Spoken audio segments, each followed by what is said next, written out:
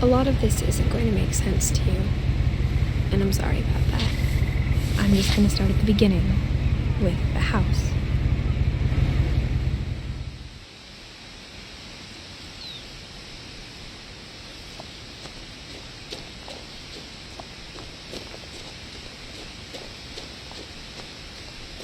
I lived here until I was 11, but I wasn't allowed inside half the rooms.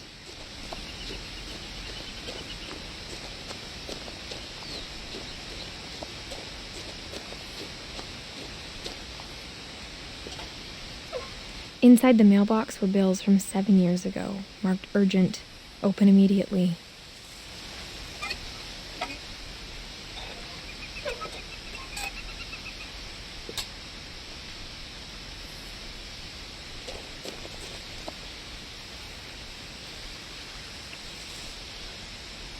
I hadn't been back since my brother Lewis's funeral.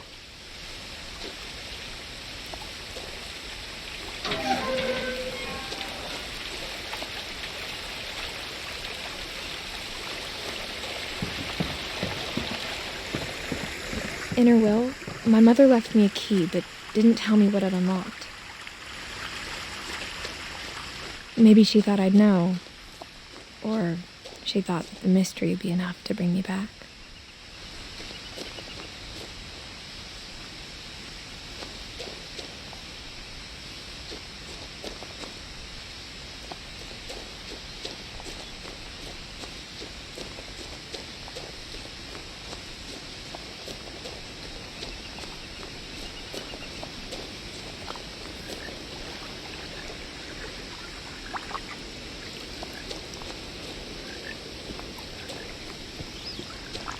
The truth is, even after I inherited the house, I never thought I'd come back to it.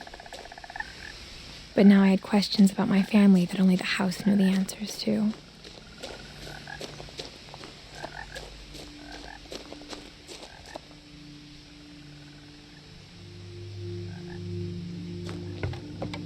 The woods around the house have always been uncomfortably silent, as if they're about to say something but never do.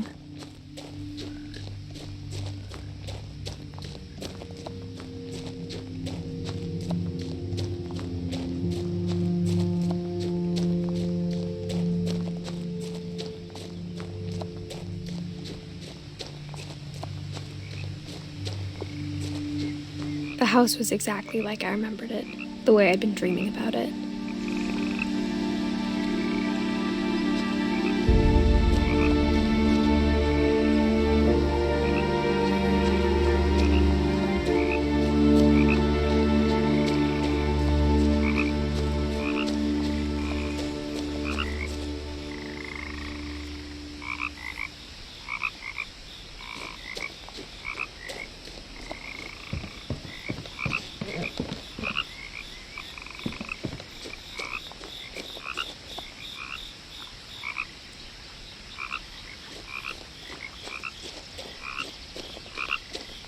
As a child, the house made me uncomfortable in a way I couldn't put into words.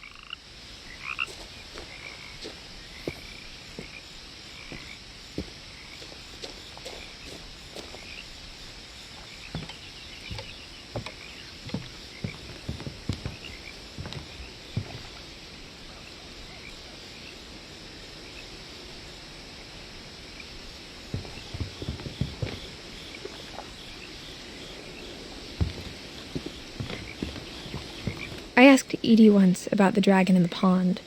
She said it had killed her husband. I was 6. It seemed like an odd joke to me, even then.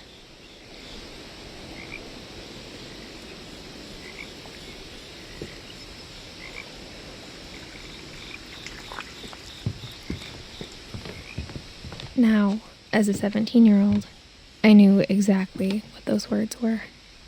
I was afraid of the house.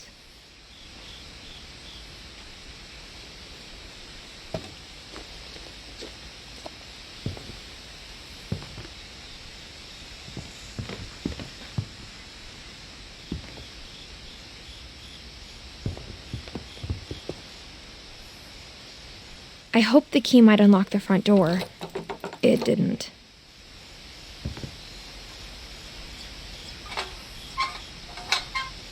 Looking in, I felt like the house itself had been waiting for me.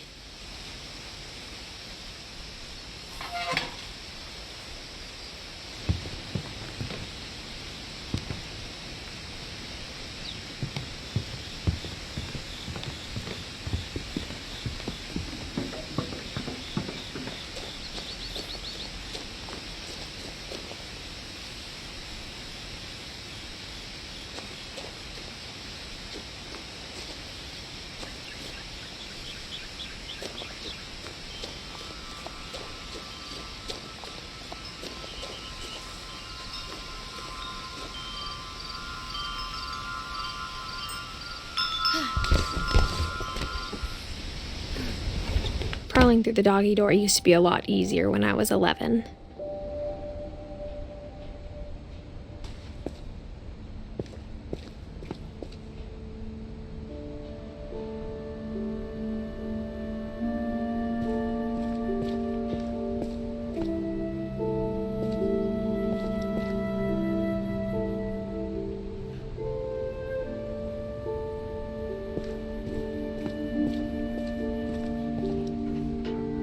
The power had been turned off the night we left.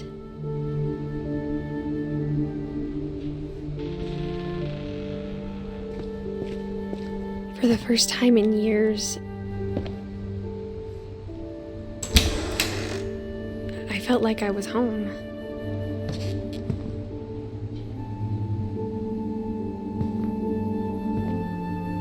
But instead of a family, there were just memories of one. Like how after Louis started working at the cannery, we all got sick of eating salmon. Except our cat, Molly.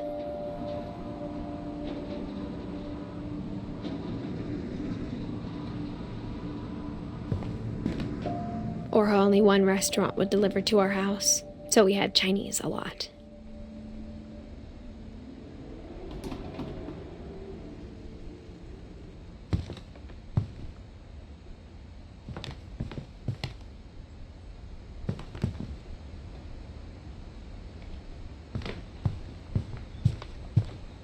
The table was still a wreck from the night we left. It was like a bomb had gone off, killing everyone but sparing the furniture.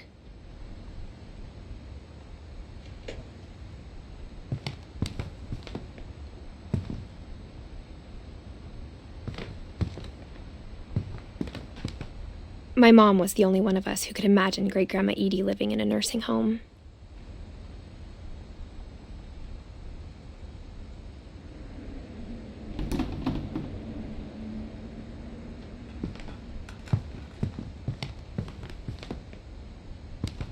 Nothing in the house looked abnormal. There was just too much of it, like a smile with too many teeth.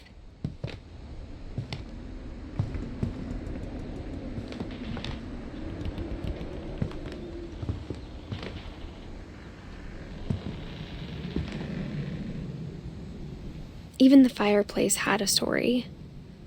Edie told me the bricks came from the original house, after it sank.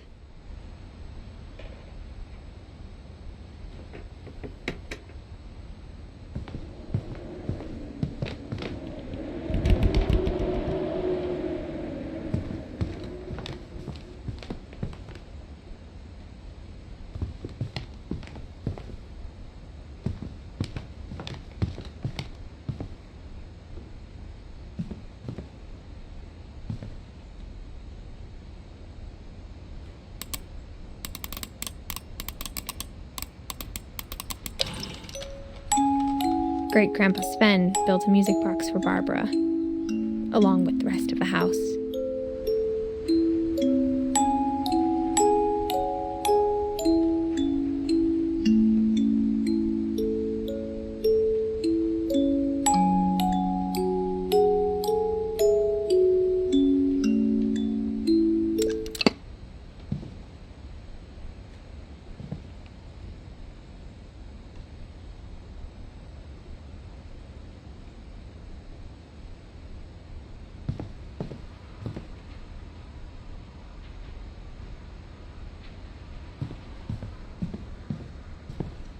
A lot of things got left behind in the whirlwind of that last night. My mom wasn't much of an optimist, but she never stopped believing that my brother Milton was alive.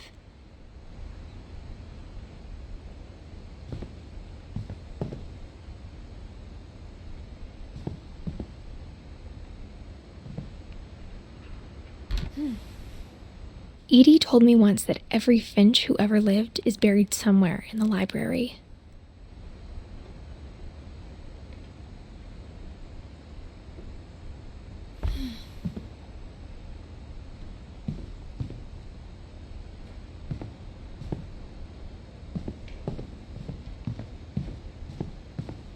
Mom always told me to stay out of the basement, so I wasn't too surprised when the key didn't fit.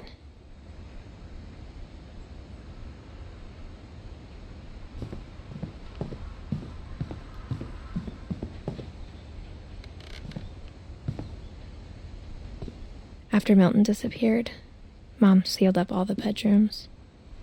Then Edie retaliated and drilled peepholes.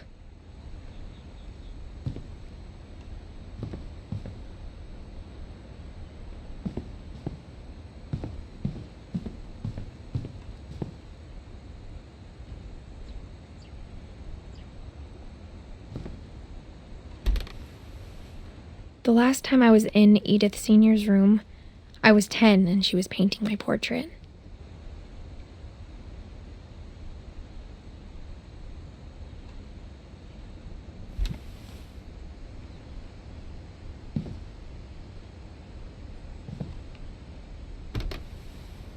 My Grandpa Sam spent 7 years sharing a room with his dead brother, Calvin.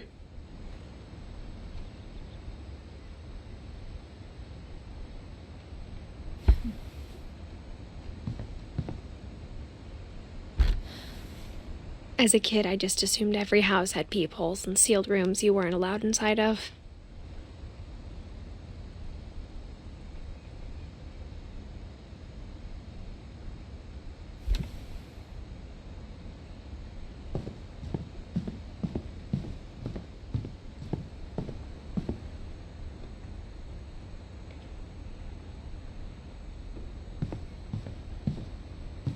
Whenever people ask me about my family, the first thing they always want to know about is Barbara.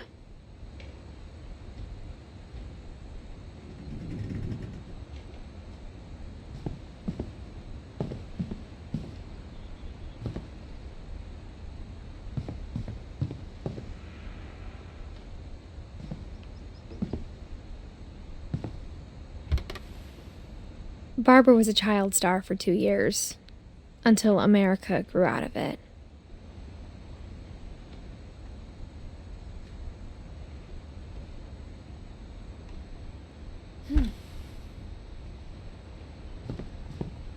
Edie's father, Odin, built the original house.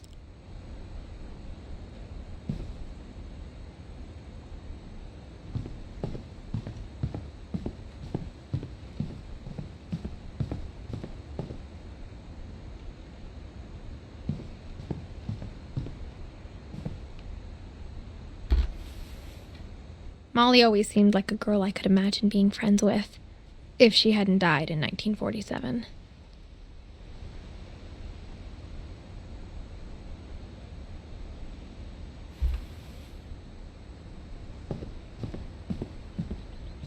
I spent a lot of time playing in Great Uncle Walter's room. I think my mom sometimes regretted not sealing it up. Lewis told me there were secret passages, but I never believed him.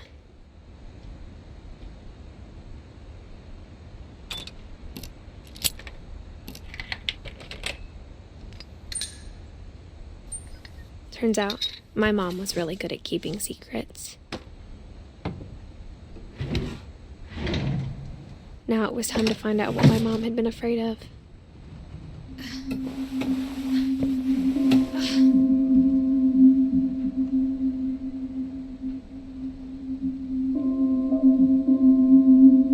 Reading this, maybe it sounds like I had a plan. But I had no idea what was behind that door.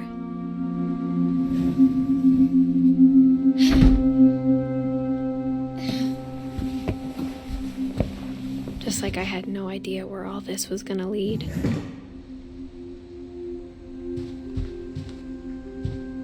I grew up looking at Molly's room through the peephole. Being inside for the first time, I felt like I'd stepped behind a painting.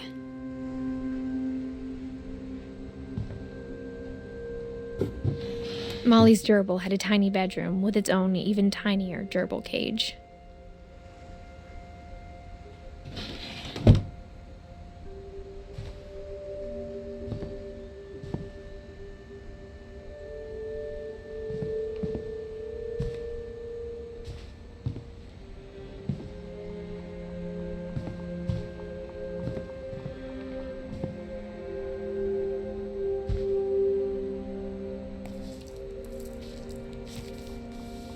December 13th, 1947. Dear Diary, I'll be gone soon, but I wanted to tell somebody about what's gonna happen. It started when Mom sent me to bed without dinner. I woke up and I was starving, so I looked around for something to eat. The gerbil food was dry, but I didn't mind it.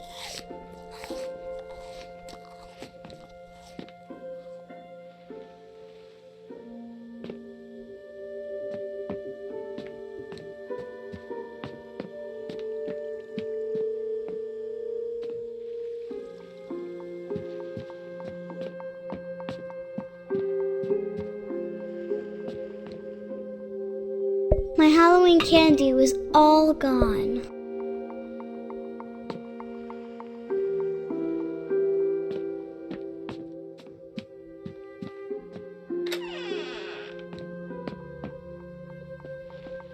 I kept eating and eating.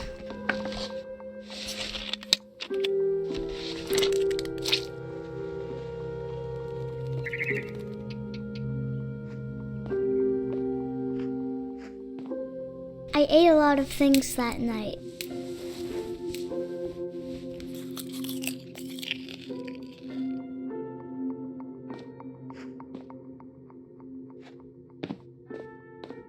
Then I heard chirping outside my window.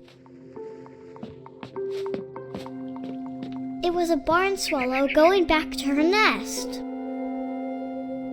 I reached out for her.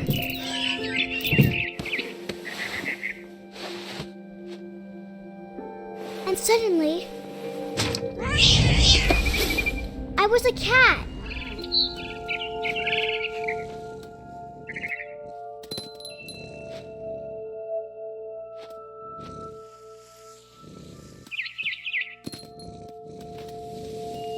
I tried to be quiet, but the bird was really scared.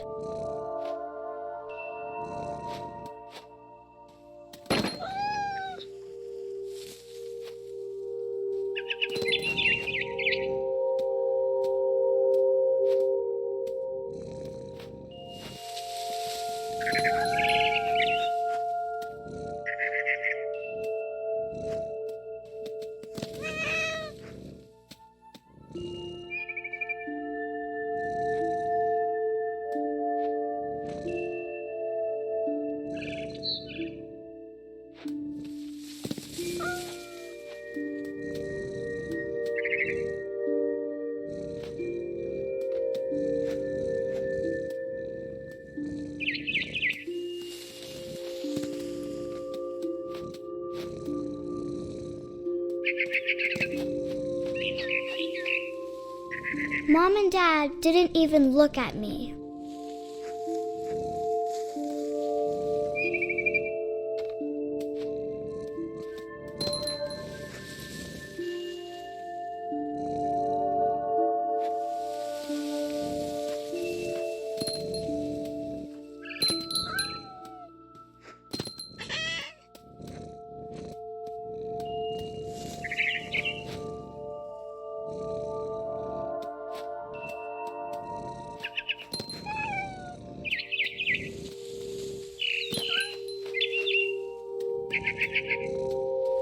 I jumped and I almost got her.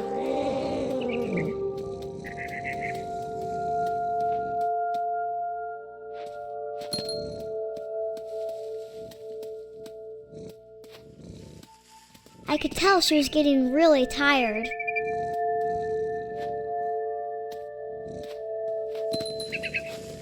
Now I was up in the big tree. I promised Dad I wouldn't climb it anymore. All I cared about was eating that mama bird.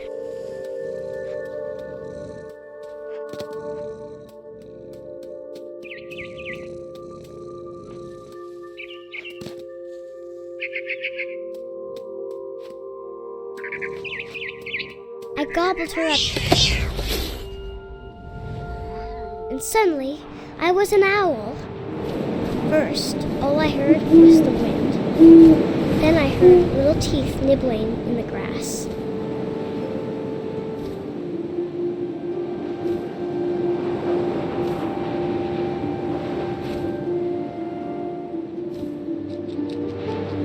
Rabbits.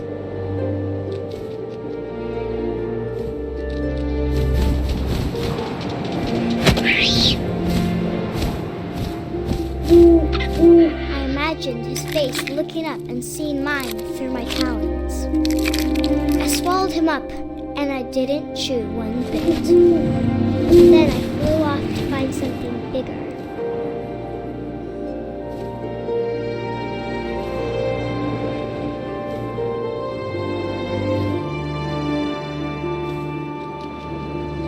A mama rabbit.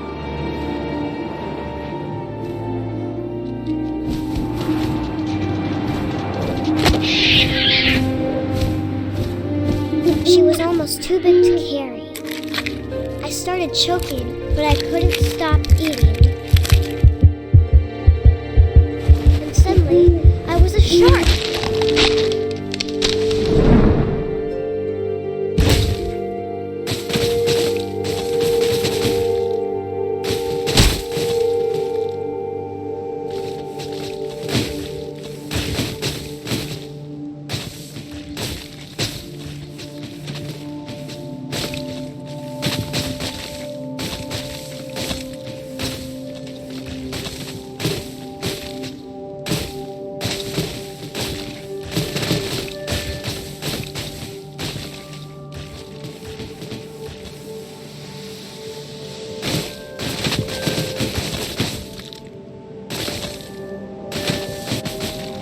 I rolled off a cliff and into the ocean. Now, I was hungrier than ever.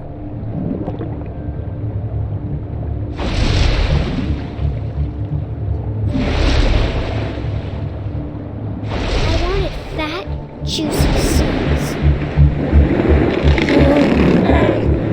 I tore off her flipper, and it tasted really good.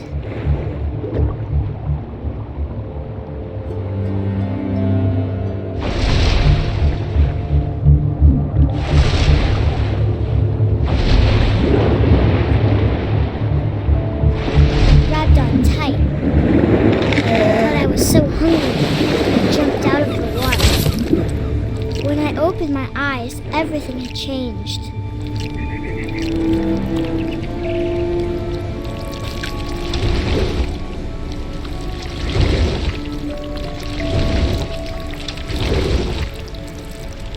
Now I was a monster, and I smelled people everywhere.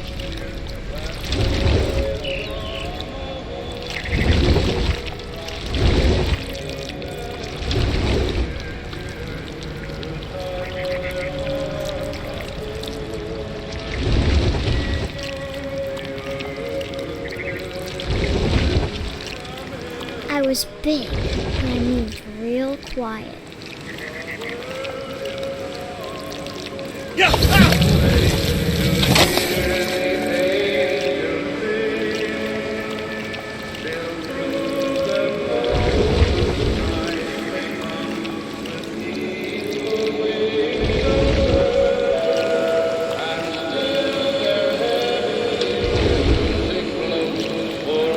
I wanted to stop, but also I didn't.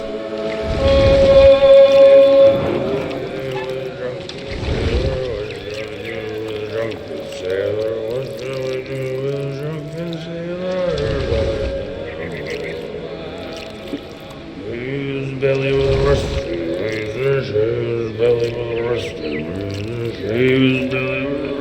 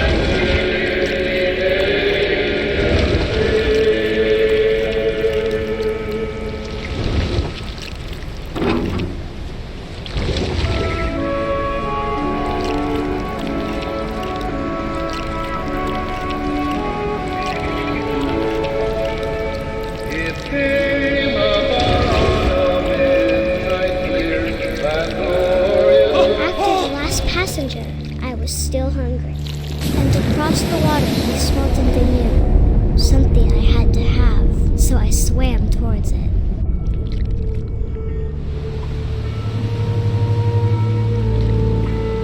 I slithered onto the sand, and the good smell went into an old pipe.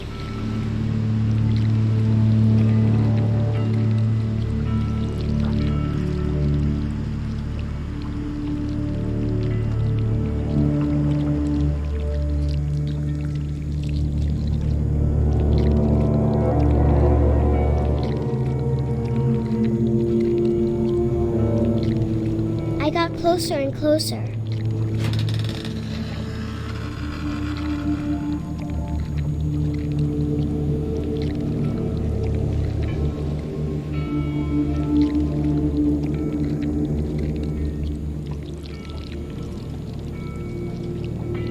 All of my stomach started growling. And suddenly, I was me again. I held my breath for a long time, but I couldn't hear anything. I think it's waiting for me to fall asleep.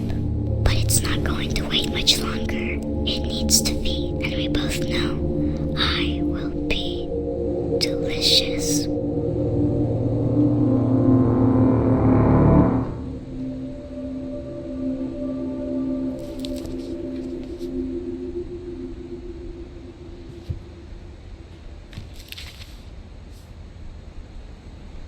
I'm not sure if I believed all of that, but I'm sure Edie would have.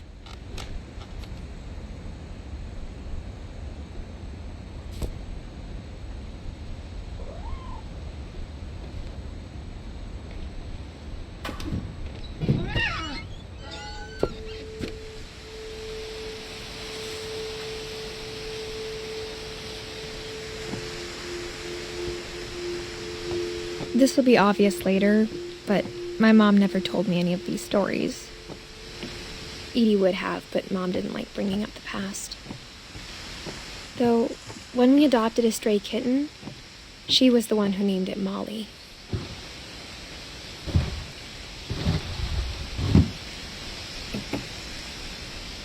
I spent a lot of time in Great-Grandma Edie's room. We got along, and it was a good place to hide from my mom.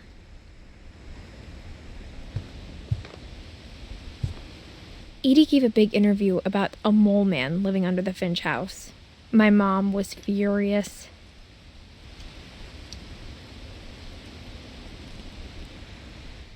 I hadn't thought of myself as Edith Jr. for a long, long time.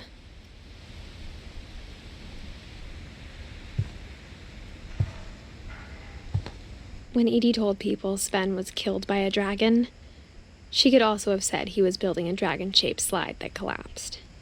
She could have, but she didn't.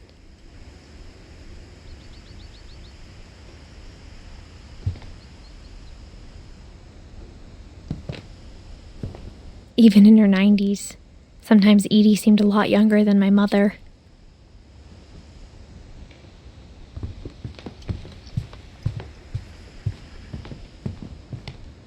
Her room was like a museum.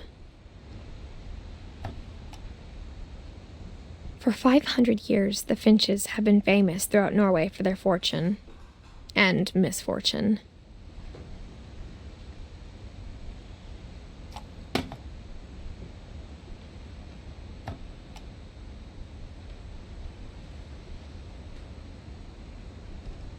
Odin Finch buries the latest victims of the family curse, his wife Ingeborg and their newborn son, Johann. On January 7th, 1937, he set sail with his family and his house, hoping to leave the curse behind. But 40-foot waves off the coast of Washington send the house and Odin to the bottom of the sea. Odin's daughter Edie, with husband Sven and baby Molly, step ashore on their new home, Orcas Island. Odin Finch is the first to be buried in the new family cemetery. His daughter Edie is already dreaming of a new Finch house.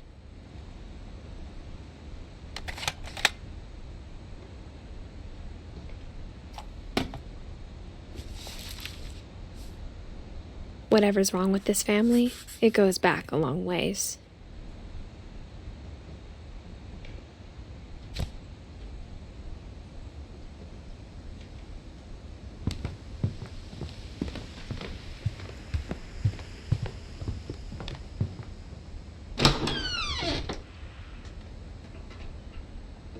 The only trace Grandpa Sam's first wife Kay left on the house was the pink bathroom. It was a pretty big trace.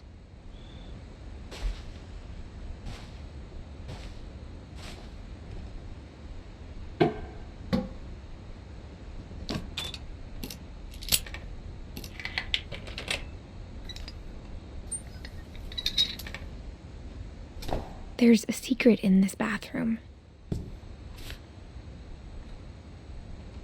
It's in the last place you would look. It isn't in the cupboard. It's hidden in this book.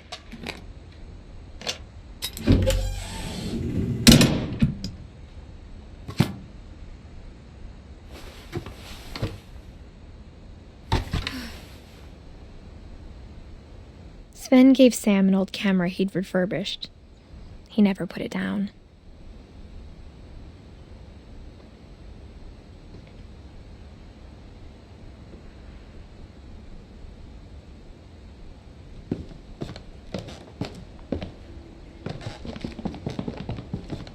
From the paintings on the wall, it was clear my brother Milton had been here before me.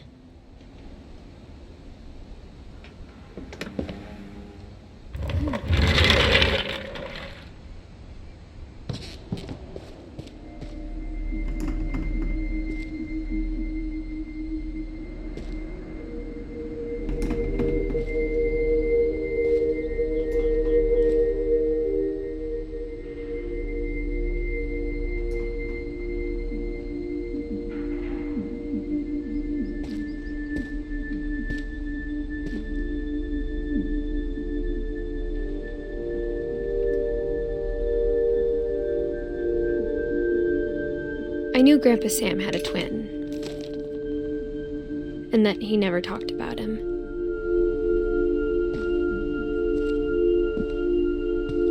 I guess my grandpa didn't like history any more than my mom did.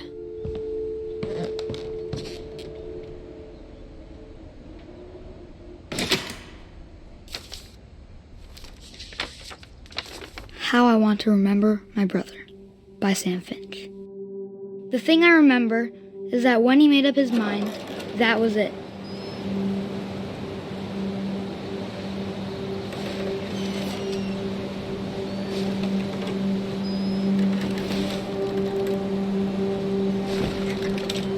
My brother said he'd die before he ate another mushroom, and he did. At Barbara's funeral, we swore we'd never be afraid again, and he wasn't. I think Calvin always wanted to fly.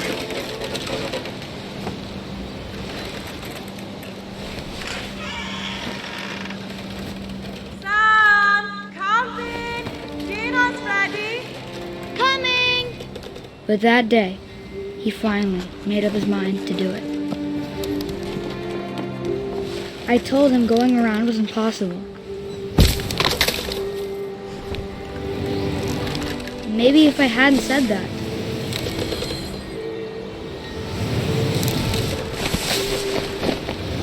Calvin, I'm not gonna tell you again. Maybe if the wind hadn't picked up, then maybe he'd still be here. But I doubt it. I think he'd already made up his mind. That's what I want to remember about my brother.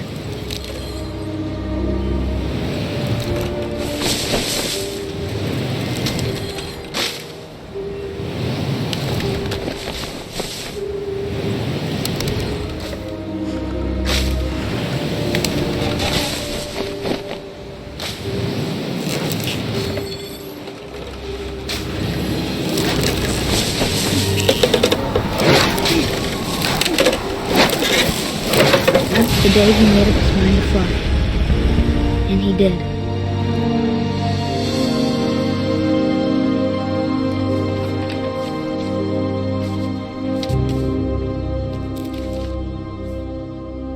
Calvin's story felt strangely familiar. When I was younger, I remember trying to do the exact same thing.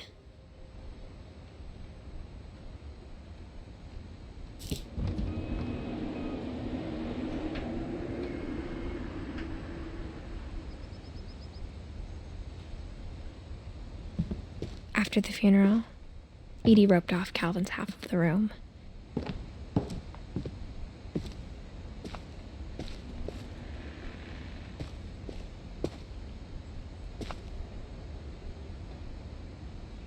Mom said Grandpa Sam enlisted at 18 and never set foot in the room again.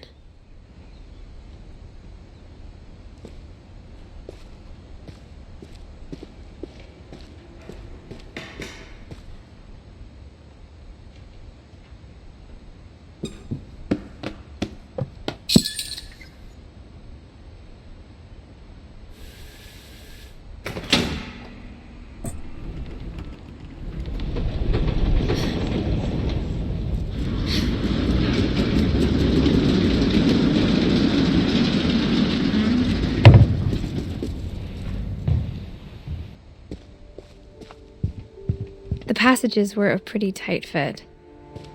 They'd obviously been built for smaller hands and bellies.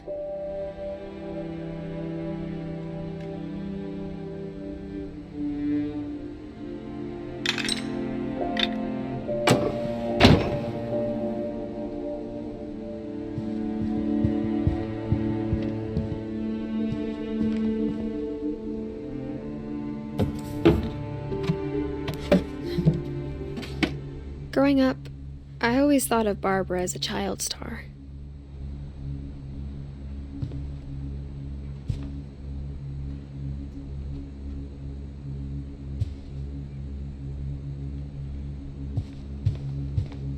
I never thought about how hard it must have been for her afterwards.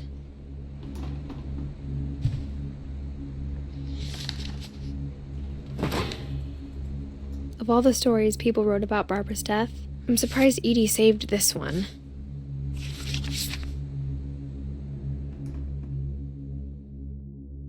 Old Jack here with another ghastly tale inspired by America's most unfortunate family. I'm calling it The Surprise Ending of Barbara Finch. As a child star, Barbara was famous for her scream. Now at 16, she was all washed up, a has-been. But in a lucky break, she'd been asked to perform her signature scream at a local convention for monster movie fans. It was just the boost her career needed. Unfortunately, her scream hadn't aged well. Getting better. I think you just need the right motivation. Her biggest fan and current boyfriend, Rick, was about to demonstrate when... Now that was a great scream. It was Barbara's father, Sven. He'd slipped into a table saw and had to be rushed to the emergency room. So Barbara got stuck babysitting her youngest brother, Walter. Her convention comeback was cancelled. Okay, I'm hearing frustration, but I'm not hearing terror. What if I tried... A gang of hoodlums in Halloween masks have been terrorizing Orcas Island tonight. Police are urging residents to... That came from the basement. You're right! Also, I loved your delivery on that. Why is your basement door locked? Because my dad likes making puzzles and secret passages. There's a key hidden in the music box. The secret is to keep winding and winding until finally the key pops out. Thanks, babe. I'll be back in a sec. 20 minutes later, Rick hadn't returned. So Barbara went to look for him, right on cue. She reached for the music box. And as she wound the key, she listened for Rick, but the house was silent.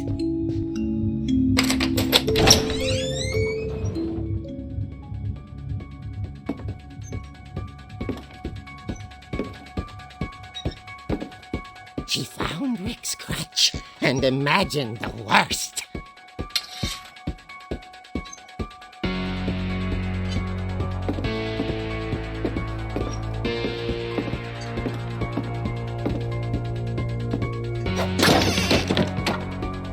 The gang's leader is the infamous Hookman killer, Dr. Carl Hamill, who impaled and then ate his family 10 years ago tonight.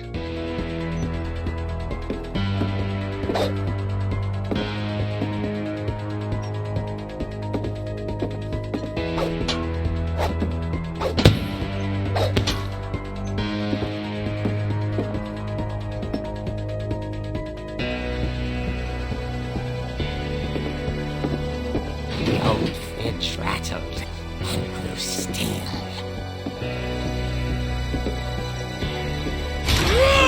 Oh dear!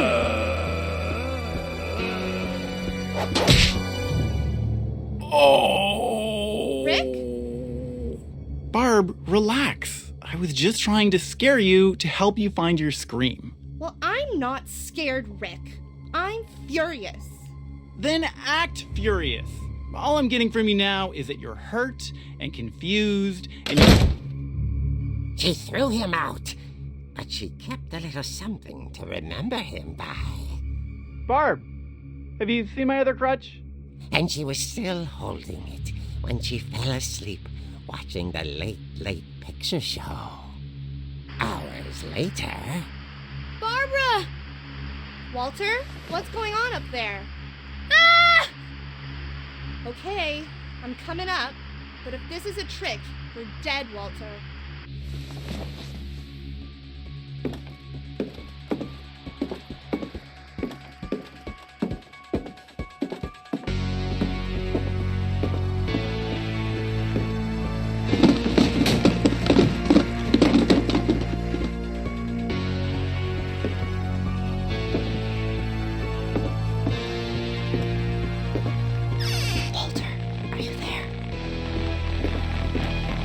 Walter had vanished, but his bedside radio was still on.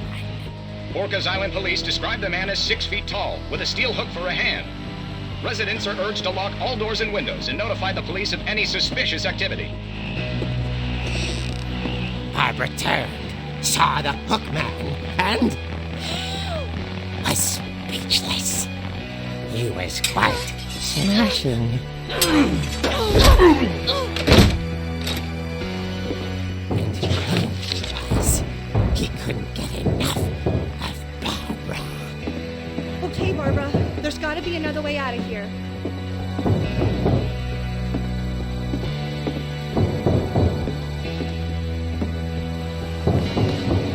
That night, she played her part beautifully.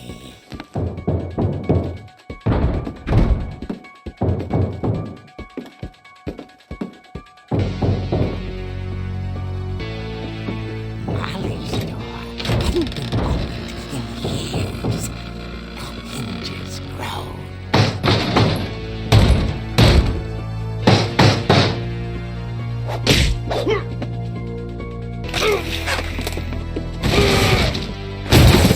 wasn't moving, but she sensed the story might not be over yet.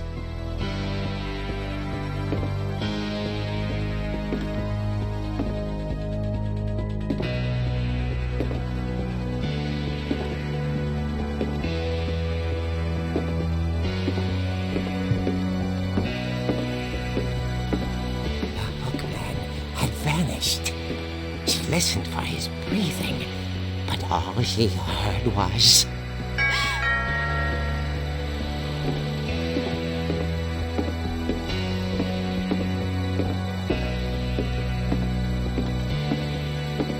At the door, she heard whispering. It was coming from inside the house.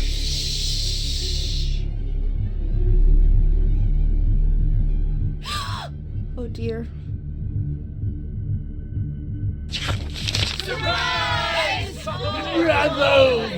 You were wonderful. The monsters had come to surprise her. For Barbara, it was a dream come true. Then she saw what kind of monsters they were, and she realized what was about to happen. She was going to be famous. And with her final breath, Barbara Finch gave the performance of her life.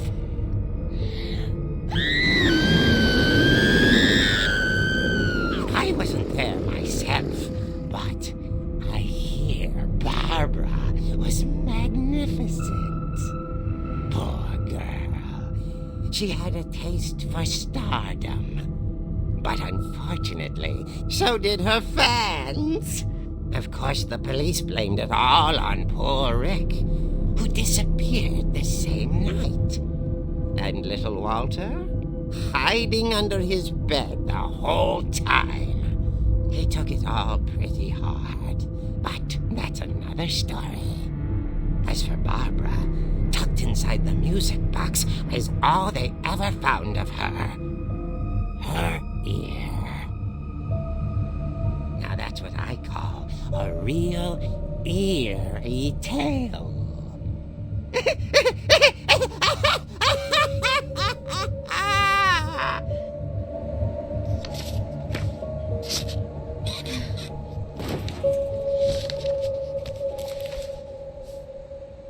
Edie told me all Barbara wanted was to be remembered, as absurd as that comic was. Maybe what Edie saw was a happy ending.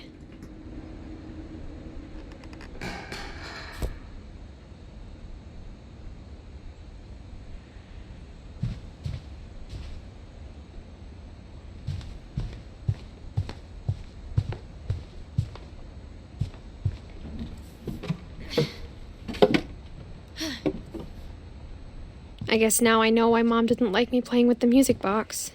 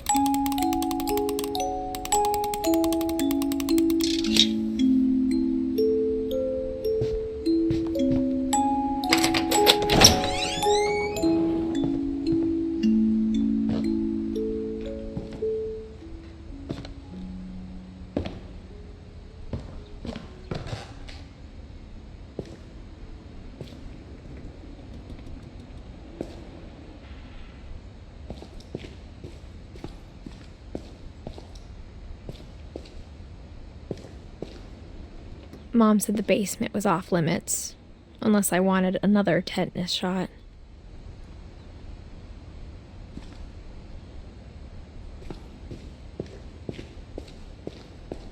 I saw Edie sneak down to the basement once, carrying packages.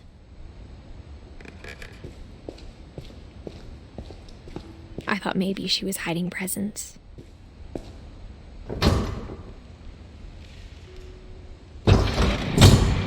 It turned out she was hiding a lot more than that.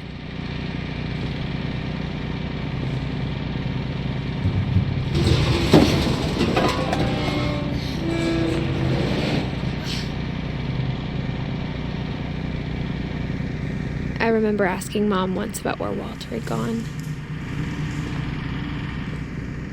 She said after Barbara died, he got as far away as he could. If there's a pattern in all these stories, I think it's that none of us has gotten very far.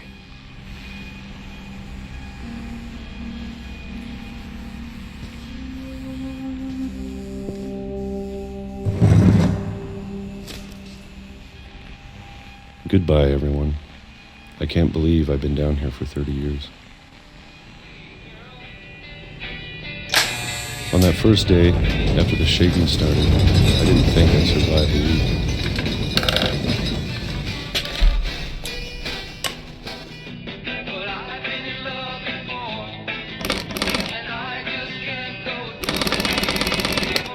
But after a few days, I settled into a routine.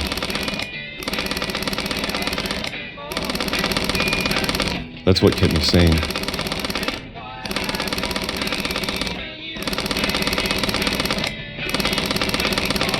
Having a schedule, living for today.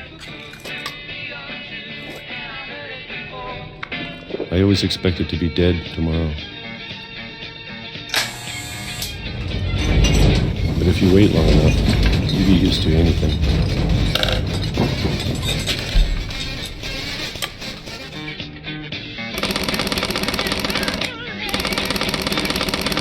Even a monster on the other side of the door starts to feel normal.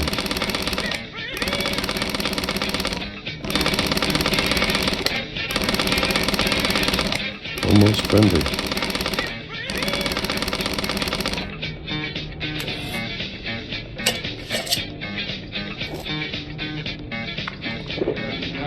And then one day, everything just stopped.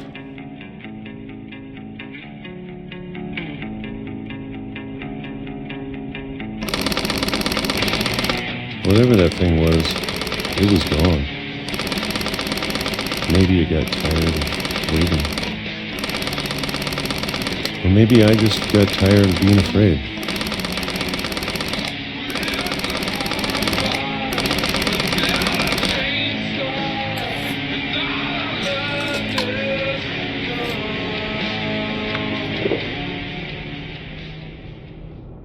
It's been a week now, the longest in 30 years.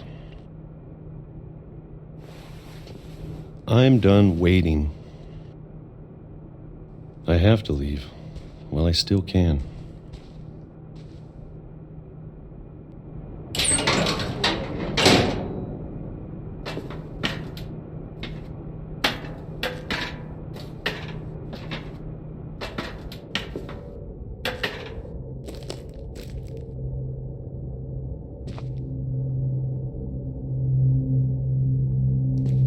I know it's out there, somewhere.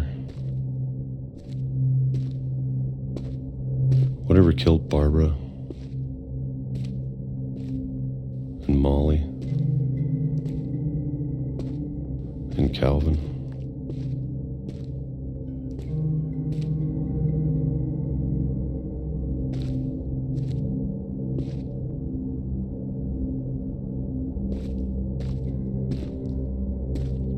Maybe this is all a mistake. But I need to stop living the same day, even if it kills me.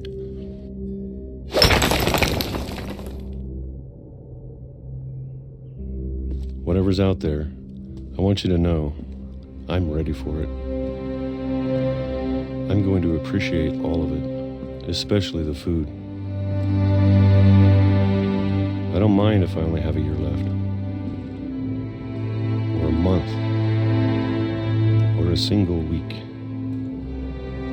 I'd be happy with one more day. I can already imagine the sun on my face.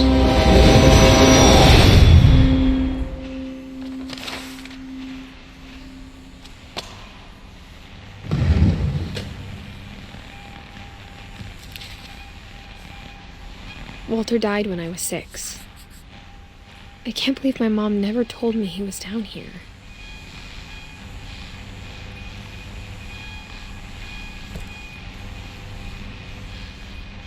I'm sure my mom was trying to protect me.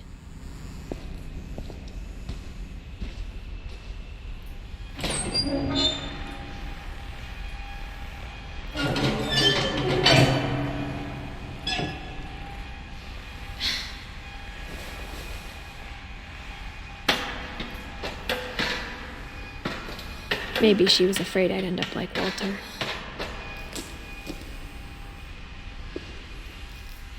But if she never told me about an uncle under the house, I can only imagine what else she was hiding. I don't want to make the same mistakes she made. Trying to bury something that's still alive.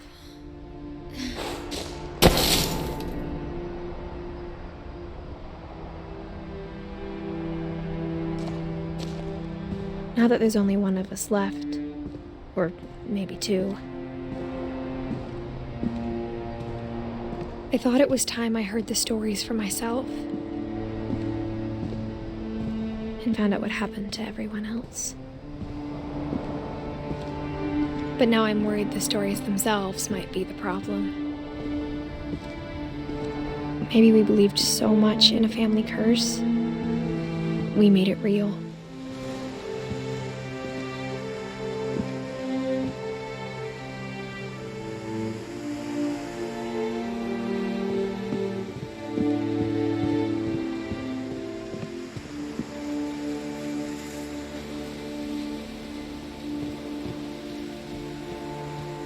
I don't know if I should even be writing this.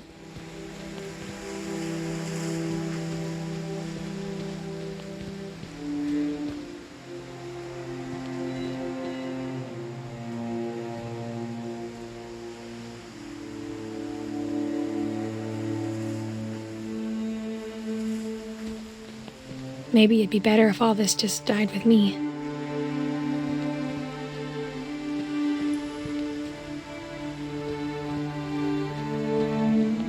But I thought you should know about your family.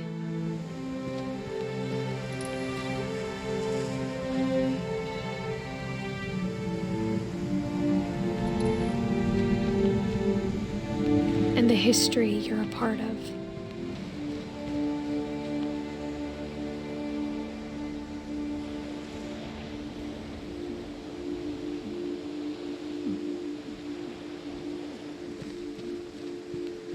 Though to be honest, I feel as lost as you probably do right now.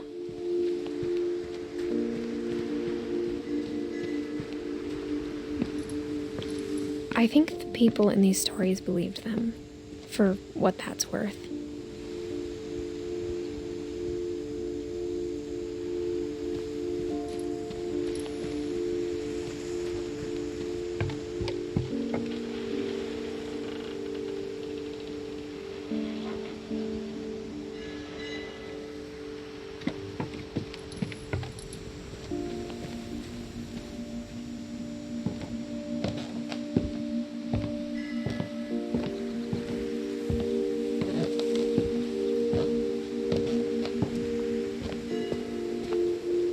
And when you look at the house, it had that history of imagination and stubbornness and madness.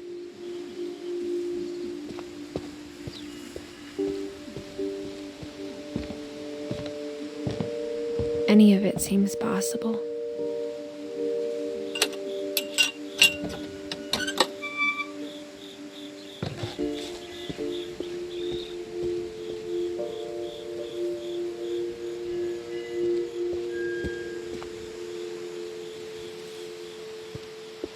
I think we've been surrounded by death for so long, we've just gotten used to it. What kind of family finishes building a cemetery before starting the house?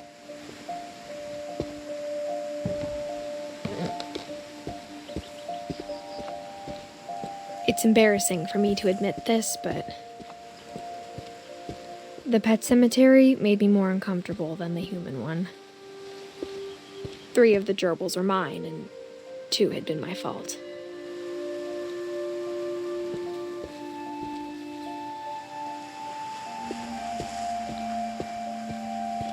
Sven built the house, but it was Edie who designed the cemetery.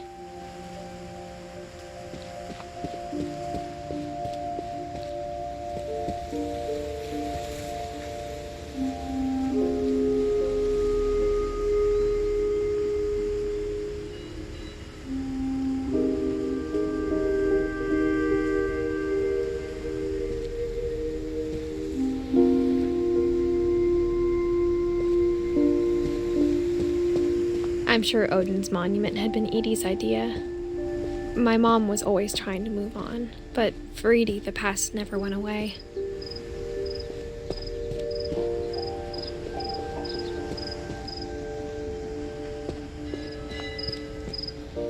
She could see it poking out of the water at low tide.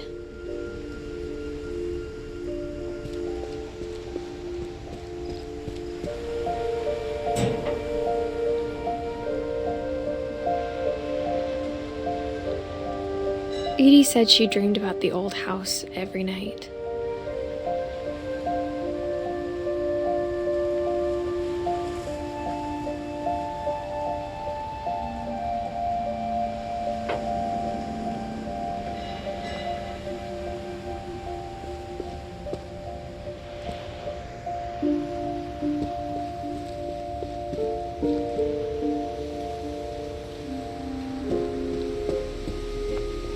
Edie's side was always easier for me to understand.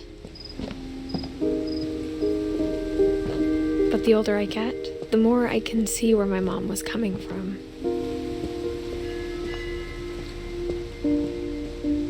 Her dad had been pretty strict, but it wasn't enough to save her brothers. She was just trying to do better.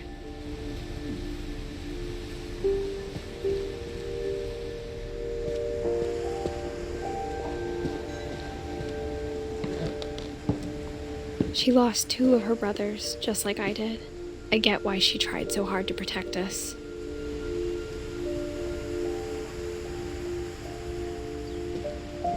We never found Milton's body, so my mom insisted we were putting up a monument, not a tombstone.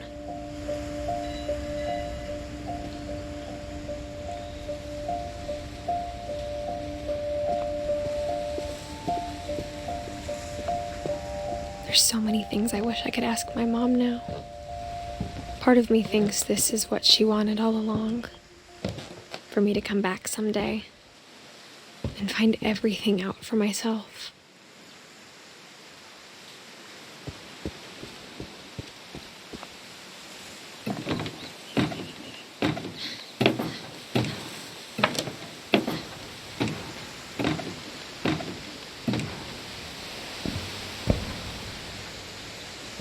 But looking back on it now,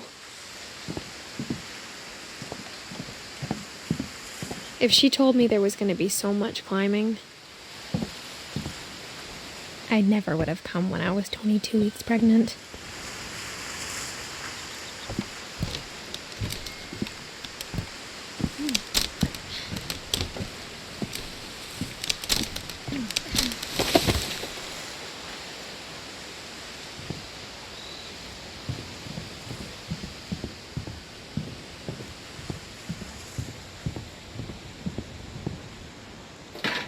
I never met Grandpa Sam, but I think he and my mom had a lot in common.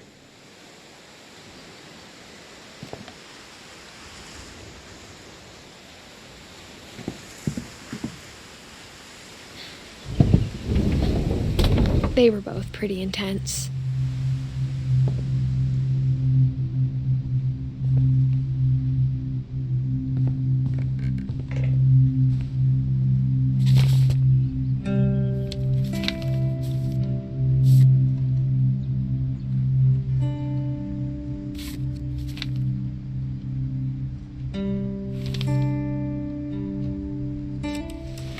Dawn, I promise, you'll never forget this weekend. Yes, sir. These memories are gonna last a lifetime. Mm-hmm.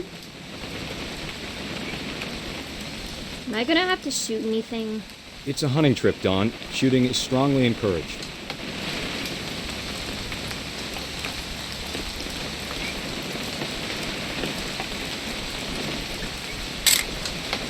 Shouldn't we be leaving?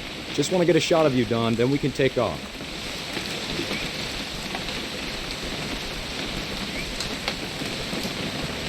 What? Perfect. It's gonna rain the whole weekend, isn't it?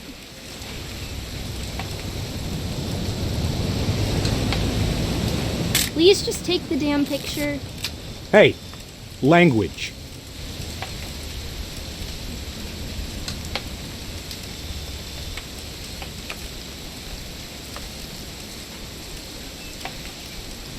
Did you want to get a picture of me or what? I will never forget this weekend, Dad. That's the spirit. Okay, got it. I'm gonna take some pictures, okay? Just be careful. That camera's older than you are.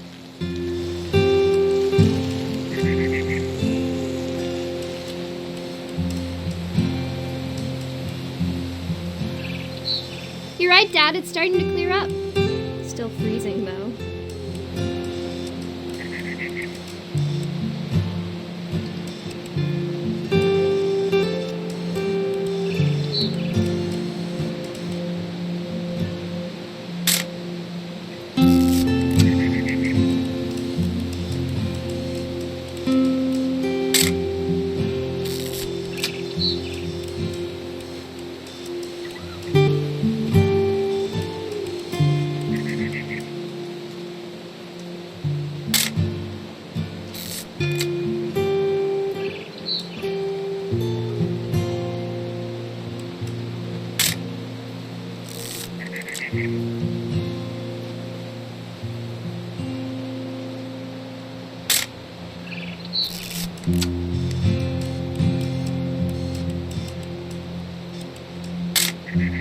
Aw.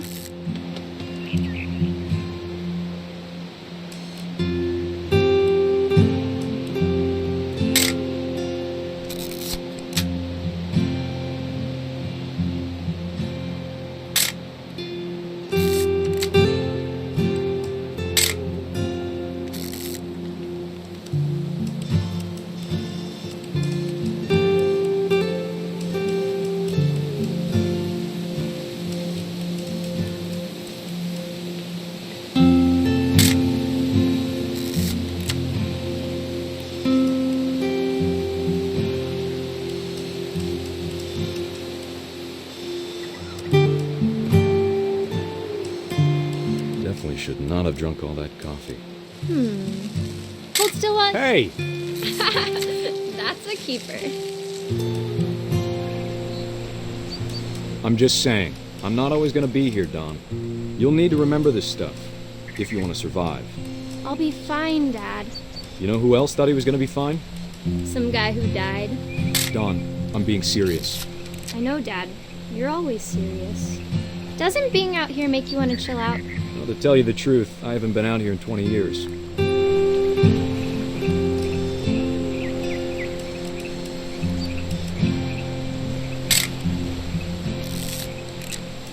Last time I was with my brother Calvin.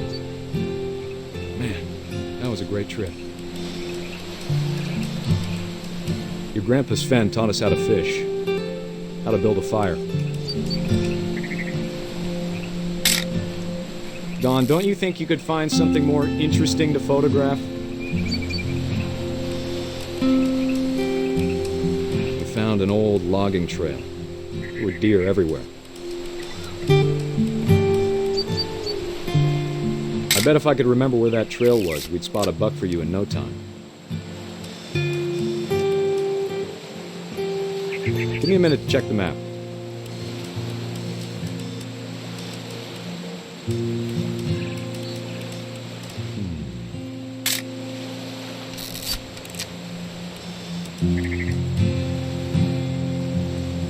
Let's see.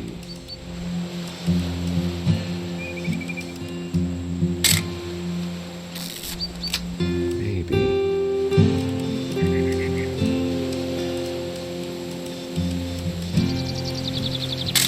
Or was it?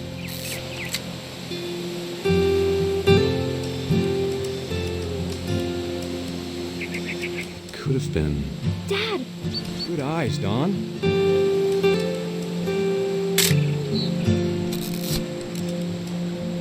Before you take the shot, let me get a picture of you.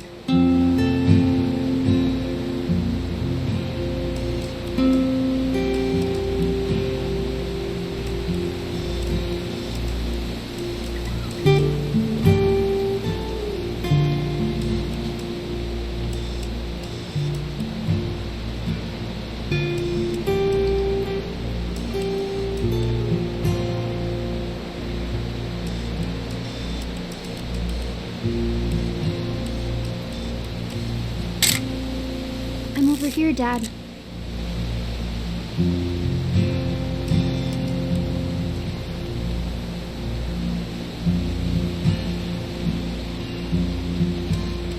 Dad, I... Let me get behind you. Do I have to do this? Dawn, you don't have to do anything. But if you want to survive, you'll need to be strong. Great shot, Dawn!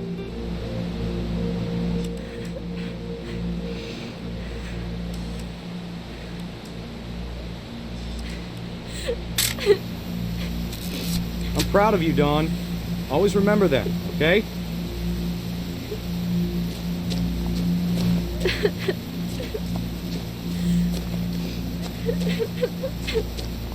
Dad, it's twitching. I think That's it's totally normal, Dawn. Just focus on the camera. Try not to think about... Dad!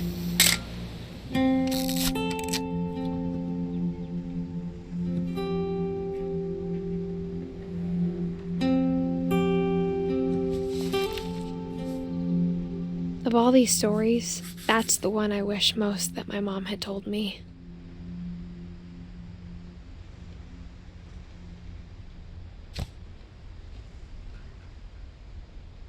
Sam spent his life shooting photos, but Mom said he got nervous being in front of the camera. I guess we're all afraid of something.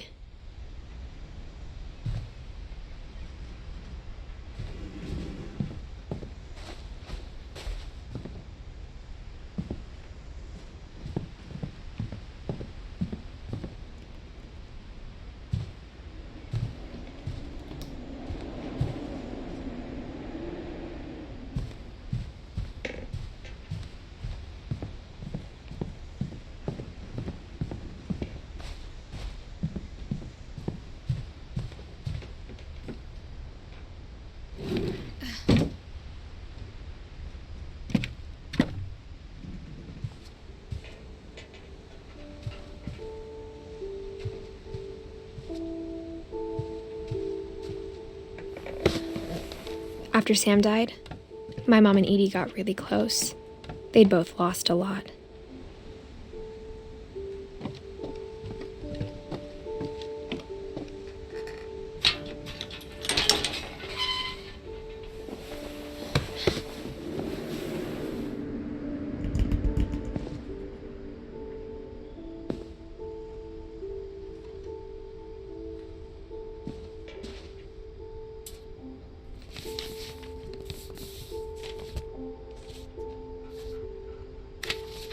Dear Kay, do you remember the way Gregory used to laugh when he thought he was alone?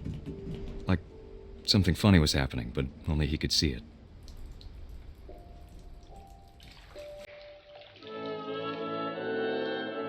I think he saw things the rest of us don't.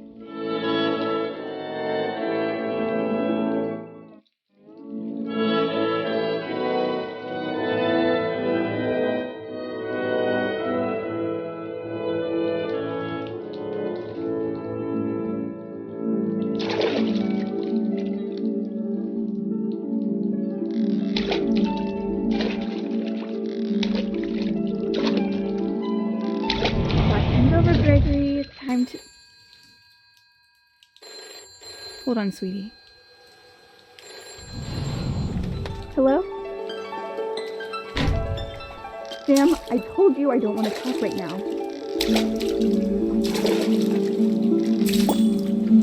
I wonder what he saw. What his world was like.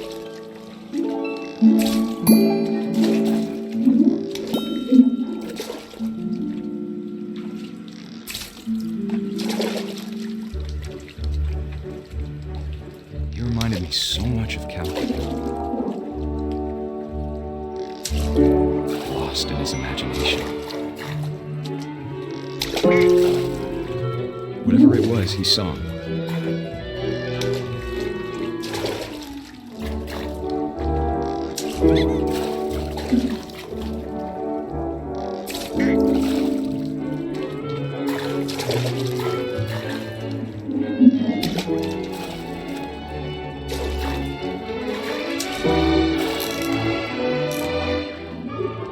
It sure made him happy.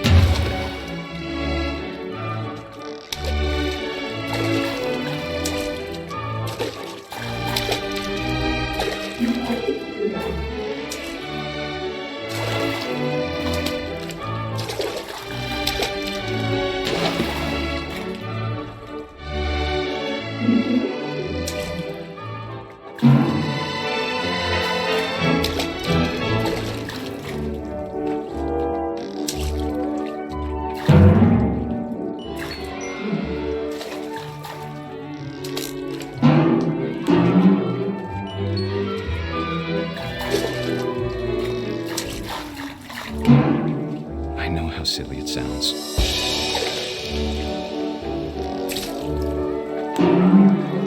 But I worried about a baby being too happy. But I could feel him slipping away. Sorry about that, Gregory. I know you did everything you could. Maybe if I hadn't called that night. Damn it. Hold on, I don't want Gregory to hear this.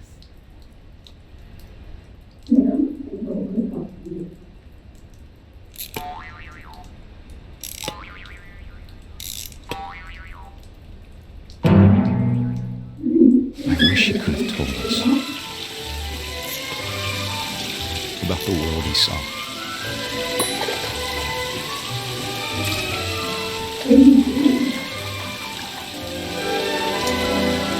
There's so much I don't understand about Gregory, about everything.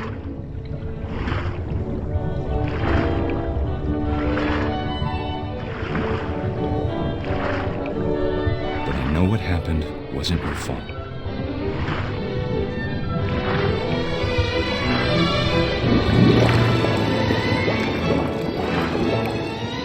I'm sure he's happy. And he'd want you to be happy too. Good luck, Kay. Love, Sam.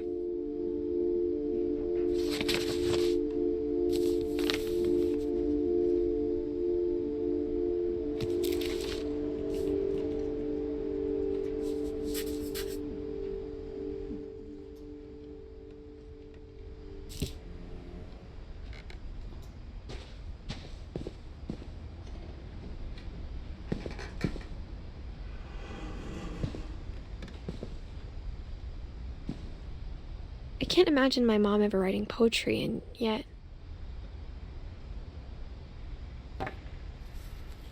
A poem for Gus, who always said the wedding was a bad idea. Our father never hit us kids, at least not very hard, before the day my brother said with teenage disregard that he'd be dead before he'd see a wedding in our yard.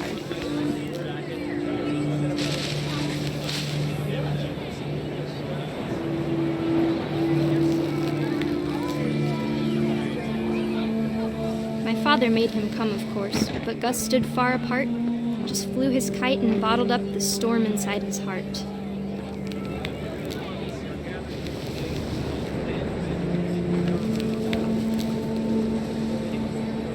I tried to talk him out of it, but though he'd never met her, "We don't need a stepmom," were the words that I now pronounce you husband and wife. You may kiss the bride.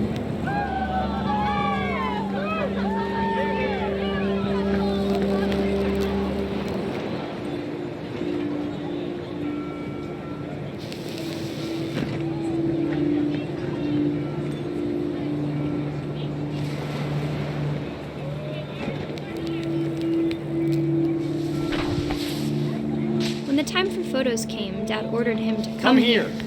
But Gus declined, and as a sign held up his middle finger.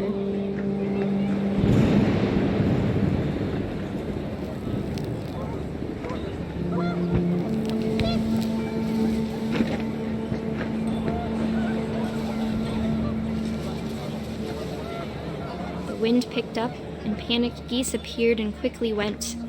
But all the humans did that day was go inside the tent.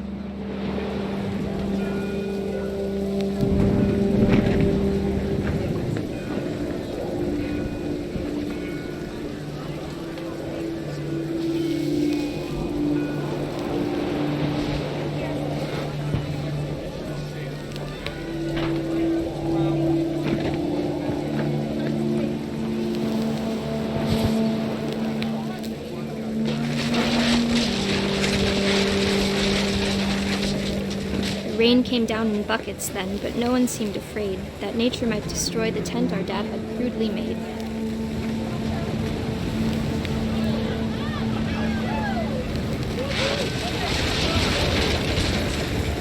The thunder sounded much too close and full of angry power, but all my father said to this was, "Make the music louder."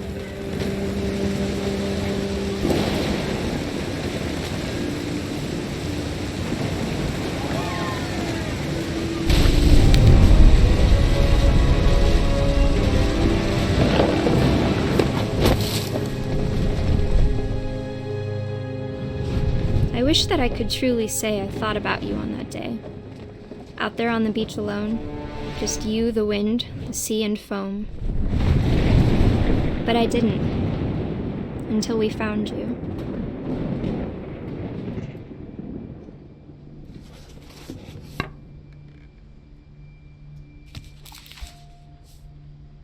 She never talked about him, but Mom told me once if I was a boy, they were going to name me Gus.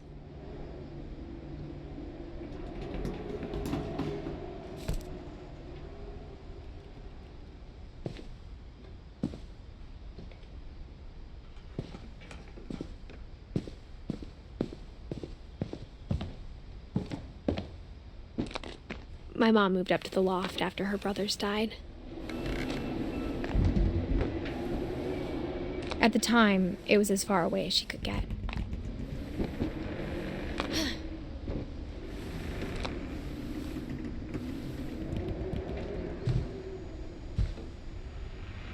Religion was another thing my mom never talked about, but I think it helped her a lot after her dad died.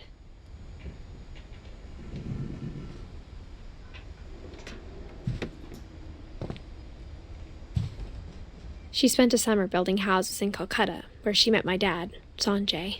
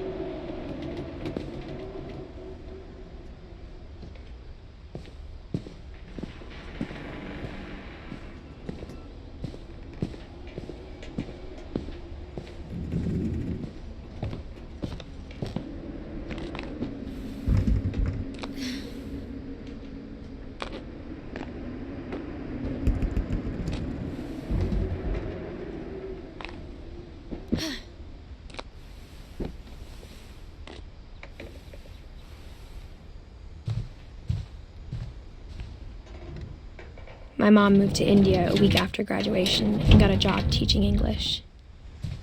Louis was born a year later.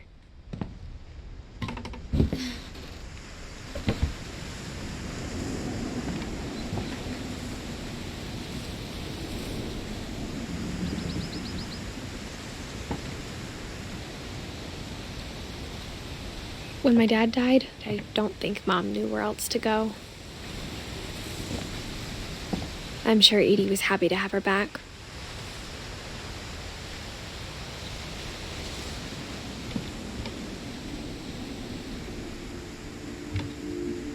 and to see kids in the house again.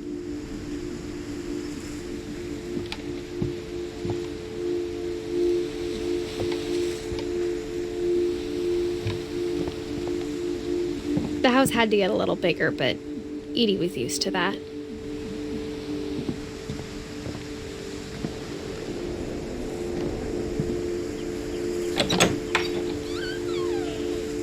And for a while, things were good, almost normal.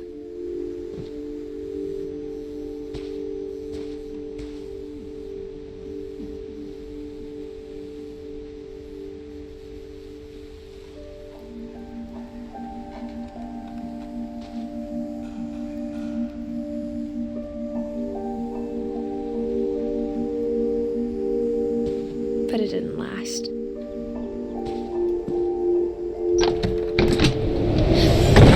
The beginning of the end was Milton's 10th birthday, when Edie gave him a castle.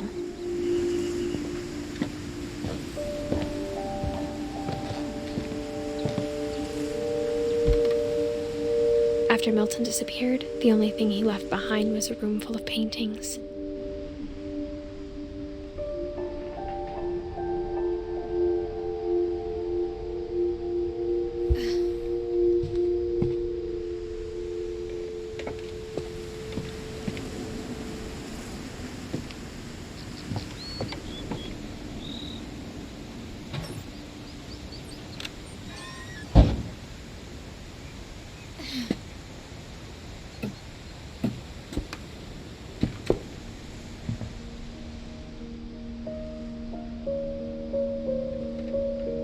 I think Edie was happy to finally have another painter in the family.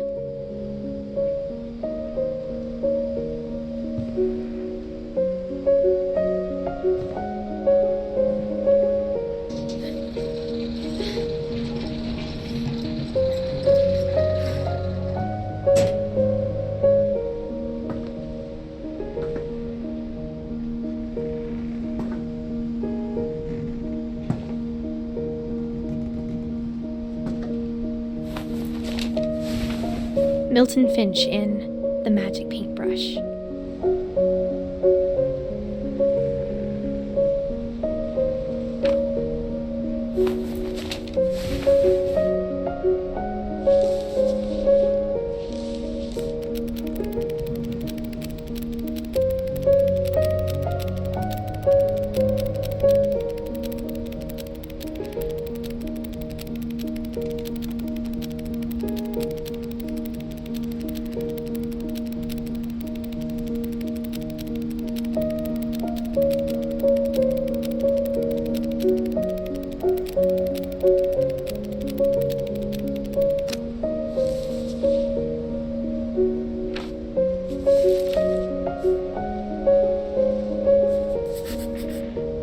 I was 4 when Milton disappeared.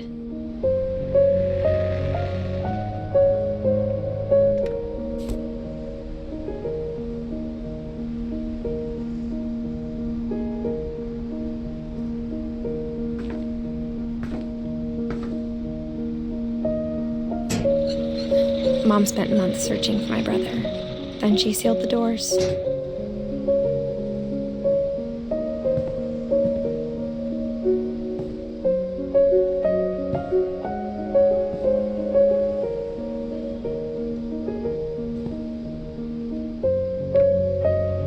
Whatever Milton had found in the house, Mom didn't want it getting out.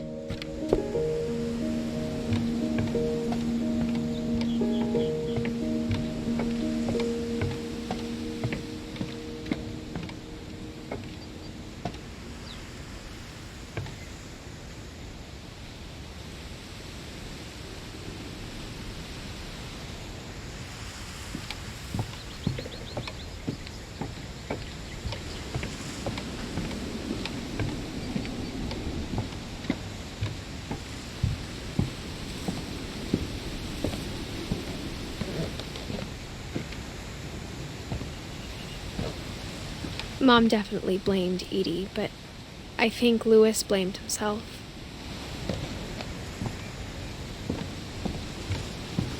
After he graduated, he just spent more and more time in his room, until Mom got him a job at the cannery.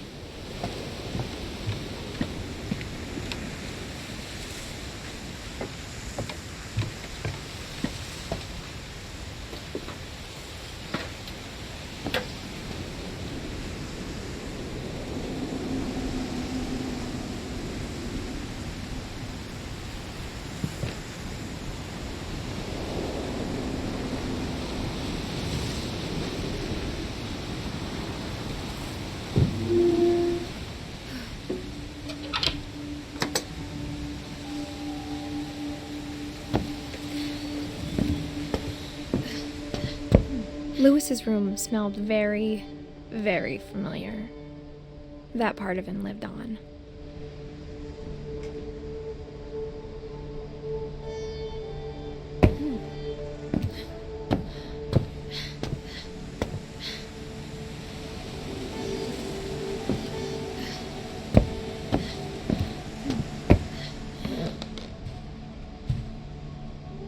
Lewis and I spent a lot of time playing games together, but he was surprisingly bad at them. He died a lot.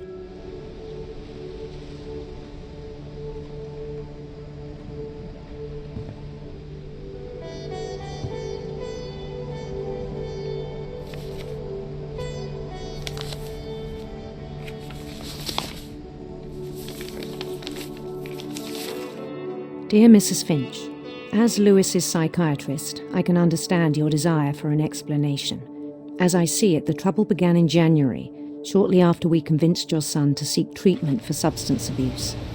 Newly sober, I believe Lewis first noticed the monotony of his daily life.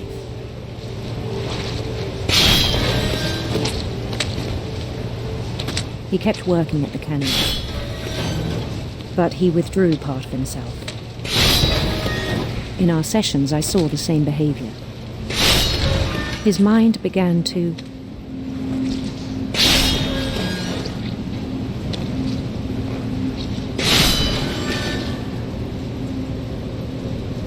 wander.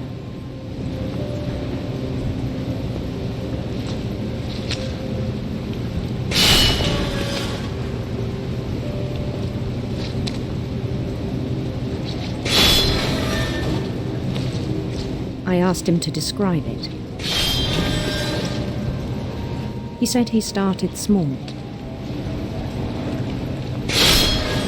imagining a labyrinth.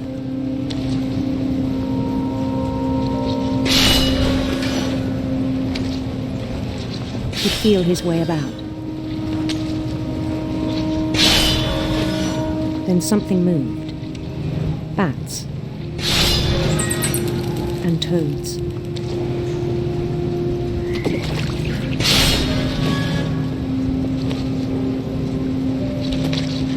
And things that have not names.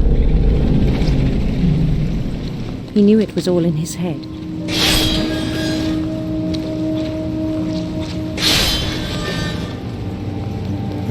But he took it very seriously.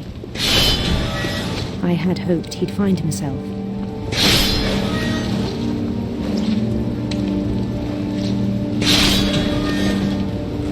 But he found something more. I worried about him then. Daydreaming at the cannery. I spoke with his boss. But he said Lewis had become a model employee. Methodical, tireless, focused. Like a whole new Lewis. So I let him go on.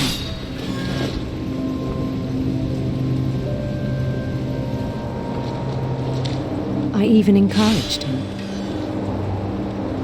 It seemed very promising at first. He told me he'd made a new friend.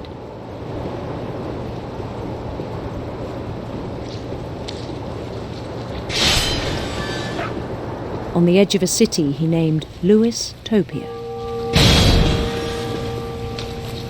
He built the city up slowly, brick by brick.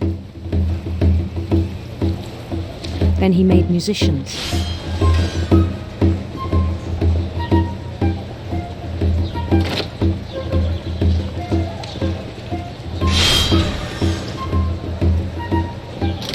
And songs for them to play.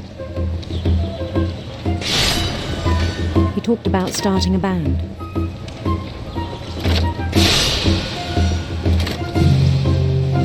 And he was always humming something. Every day his imagination grew stronger.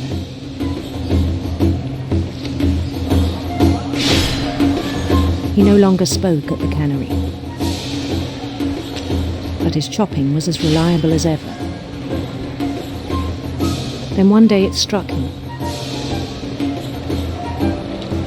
all the cheering crowds, even the stones under his feet,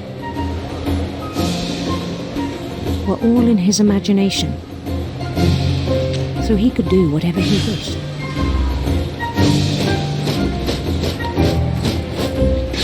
He held an election for mayor, and he won. They begged him to stay, but his mind was already wandering. It became a game for him.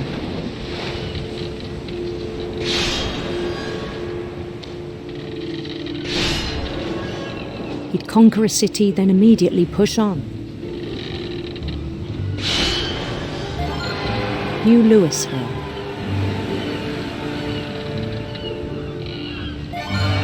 St. Louis. He started drifting away from our reality.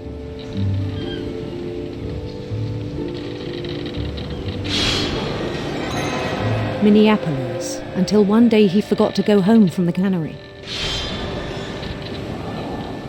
Even as his mother pleaded with him, part of Louis kept sailing on.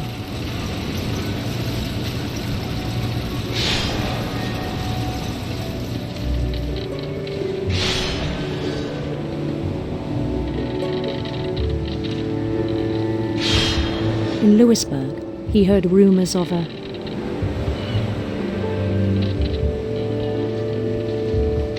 handsome queen.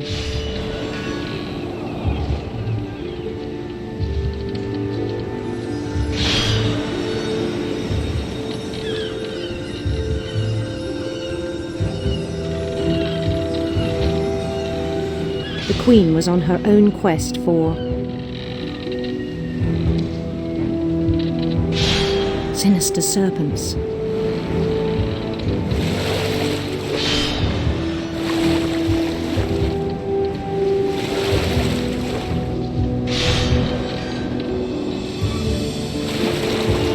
He followed the sound of her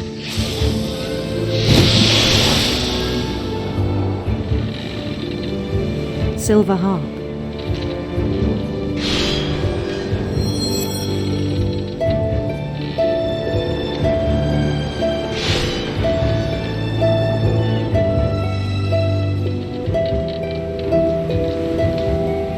His chase led him to a golden palace east of the sun and west of the moon. Even then, his logic remained sound. He knew the world was all in his imagination.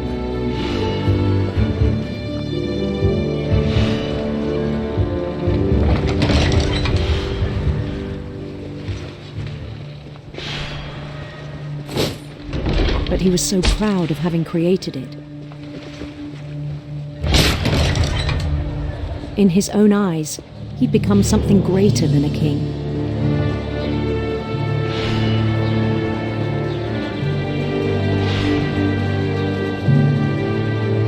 For someone who'd never known success in the real world, I think it was overwhelming.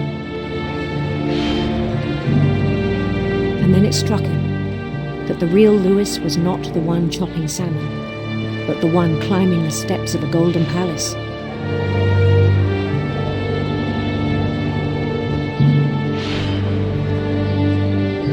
My imagination is as real as my body, he told me. It was hard to argue with him.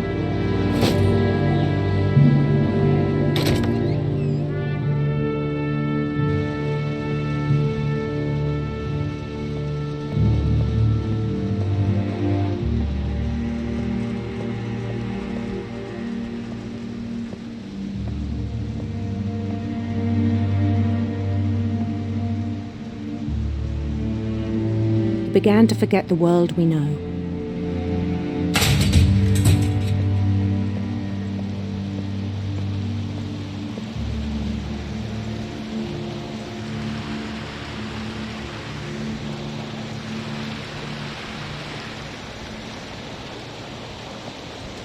I think it pained him to remember Louis, the cannery worker.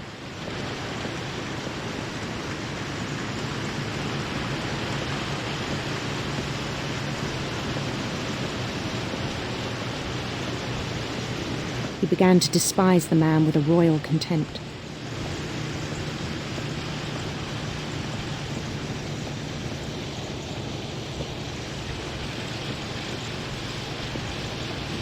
I still thought I could save him.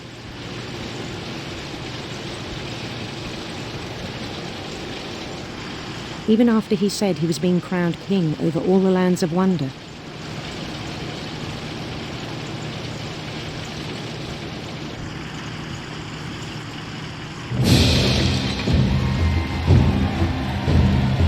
The palace would be packed with his companions.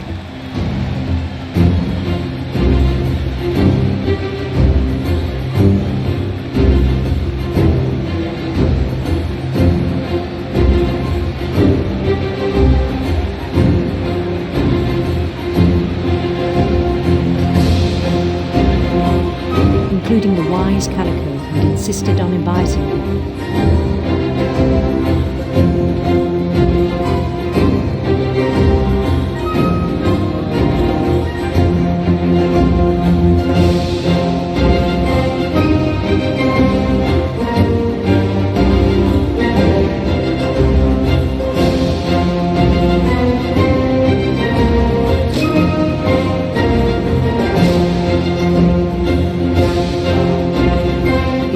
Waited, holding his crown.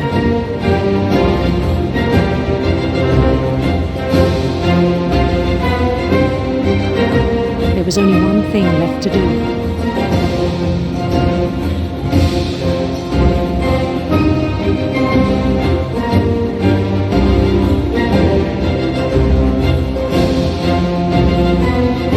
Bend down his head.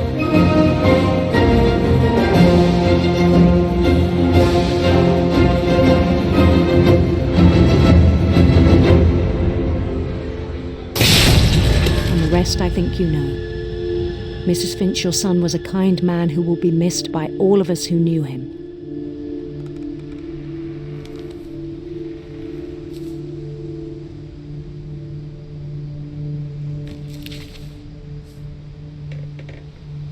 My brother was really cool. I wish you could have met him.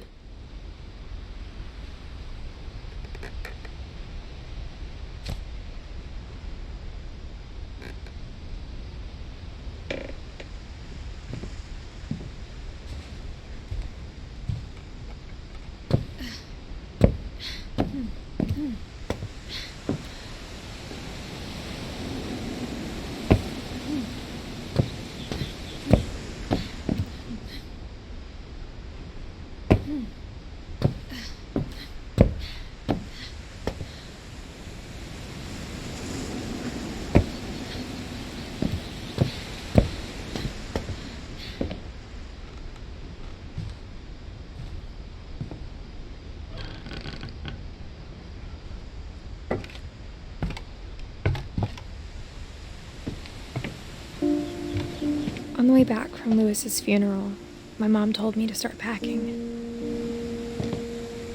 She waited until the day before we left to tell Edie.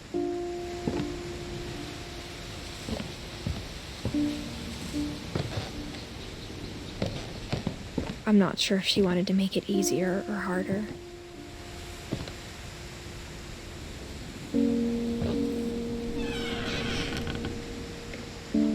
I wish we'd stayed.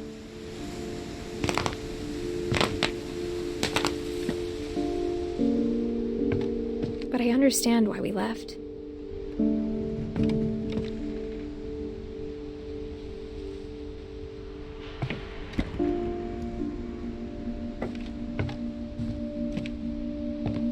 My mom ended up leaving everything behind.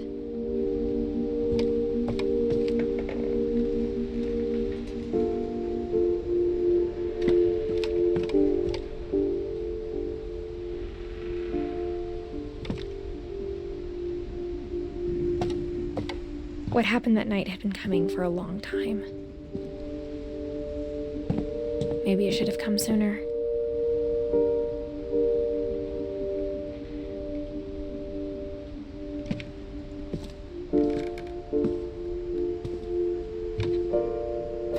But it had to end one way or another. All that's left now was to tell you about that last night.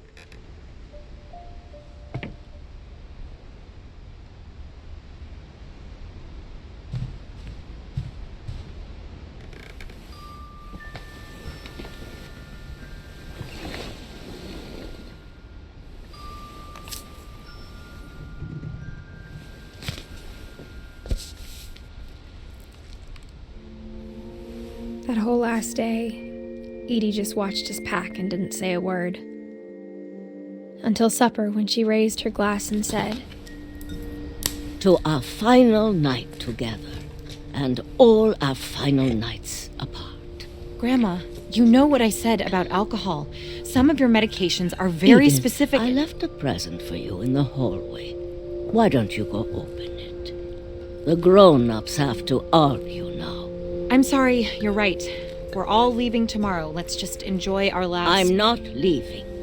Edith, you're excused.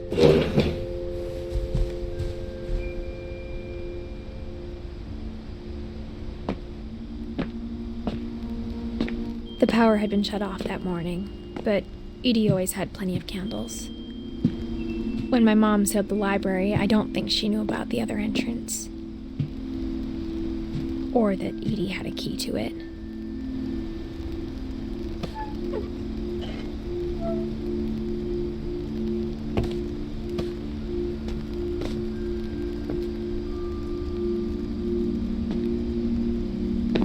That thing you're afraid of isn't going to end when you leave the house. Edith has a right to know these stories. My children are dead because of your stories. I think it's best if Edith and I leave tonight.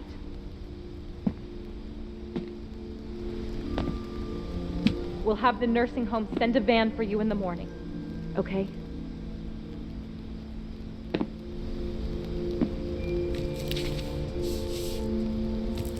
Dear Edith, there's so many stories I wish I could tell you, but there's only time for one.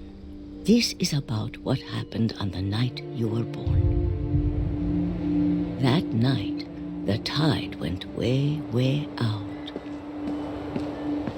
It was the first and last time I ever saw the old house aground. There'd been an earthquake out in the middle of the ocean. They called it the lowest tide in 1,000 years. God, it smelled awful. You know, I've seen that house every day of my life.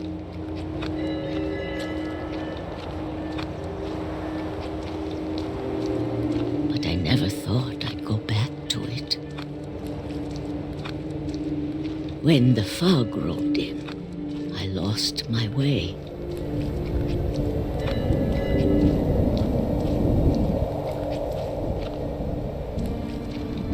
I got turned around.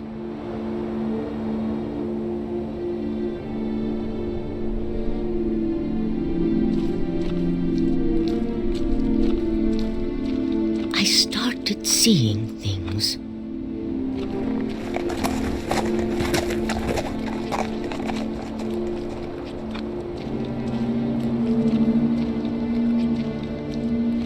Things I'd forgotten had ever existed.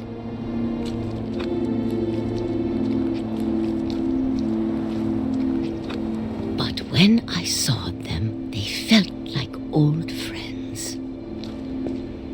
That night, a lot of things came back to me. Or maybe I came back to them.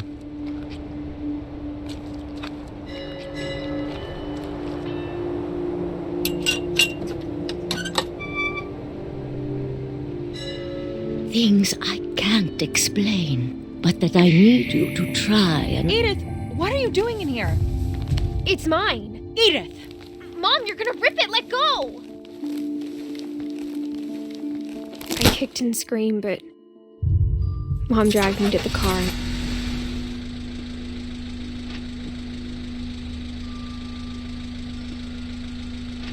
I never saw Great-Grandma Edie again.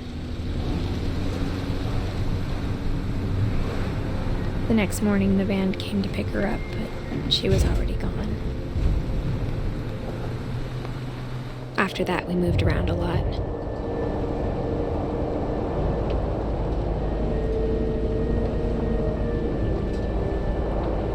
We both tried to make the best of it.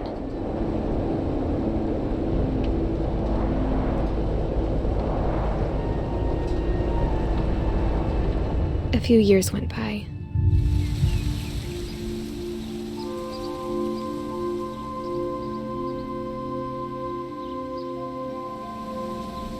My mom didn't like to talk about it,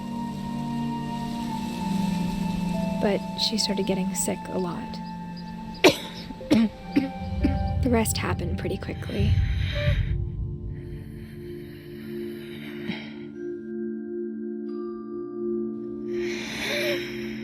She got better for a while, and then she didn't.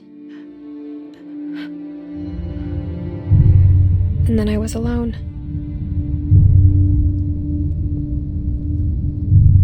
The last Finch left alive.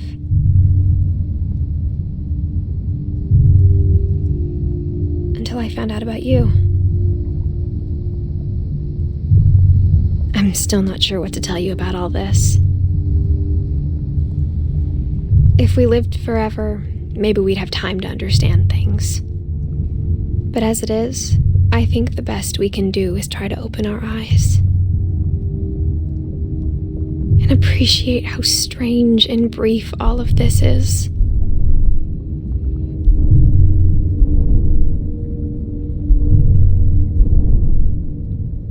This journal was supposed to be for you. But now I hope you'll never see it.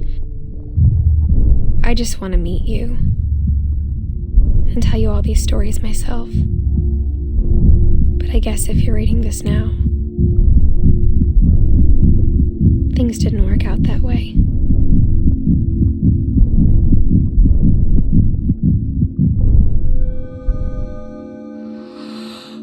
This is where your story begins. I'm sorry I won't be there to see it. It's a lot to ask, but I don't want you to be sad that I'm gone.